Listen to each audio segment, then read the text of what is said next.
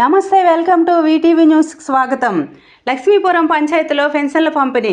లావేరు మండలం లక్ష్మీపురం పంచాయతీ పరిధిలో లక్ష్మీపురం, నేతేరు, పట్నానిపేట, నేదురుపేట, రేగపాలెం, దేశీపాలెంలో ఎన్టీఆర్ భరోసా మొదటి విడత పెన్షన్ల పంపిణీ కార్యక్రమంలో భాగంగా లబ్ధిదారులకు TDP contesting sarpanch boss Govinda Reddy, మాజీ ఎంపీటీసీ బోర పార్వతి, కూటమి నేతలు ఇంటింటికి వెళ్లి పెన్షన్లు అందజేశారు.